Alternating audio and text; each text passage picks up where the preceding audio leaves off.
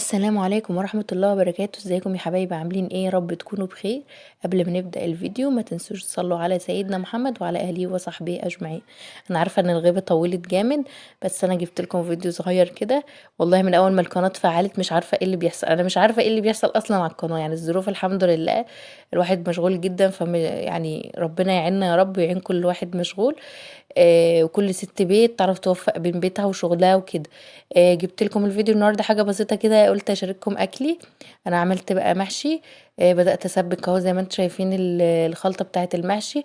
ببصل وسمنه ومعلقه سمنه كده، ونزلت بعد ما اتشوحت شويه نزلت عليها بالثوم زي ما انتم شايفين يا حبايبي. وبعدين هنزل بقى ايه بالطماطم. كلنا بنعرف نعمل، بس انا قلت بقى ايه، انزل بفيديو بسيط كده.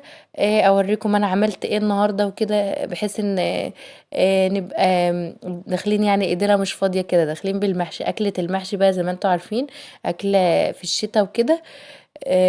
فقلت بقى ايه، انا صحيت الصبح قبل ما اروح الشغل، قبل ما اروح شغلي وكده، وقلت اعمله في هدوء كده. يعني المحشي ده عندي في بالذات لما بعمله في شقتي وكده مش بعمله كتير، يعني انا عندي جوز ما بيحبوش قوي، فبعمله كل فتره كده مش بعمله على طول. فقمت الصبح بقى كده سبكت له وظبطته، ايه قلت بقى ايه، هحشيه وسويته كده وايه وشيلته. وبعدين لما جينا ايه كلنا وكده، انا بدات احط الرز اهو زي ما انتم شايفين على التسبيكه، وحطيت الخضره وابتدي اقلب بقى اقلب. في اللحظه دي بقى طبعا كان في المطبخ هتشوفوه كمان شويه.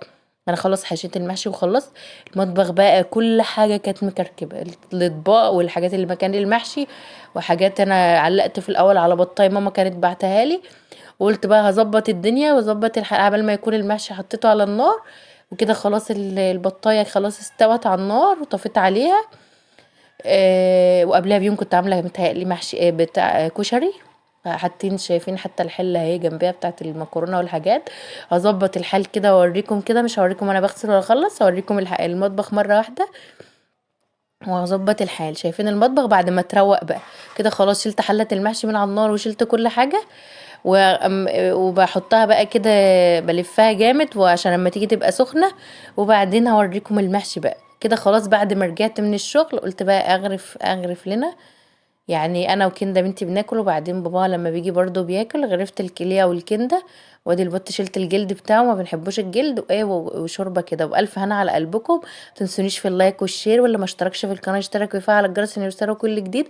وادعولي كده عن ظهر قلبي كده، ان ربنا يسهل لي الحال في كل حاجه ويفك كرب اي حد. وسلام عليكم.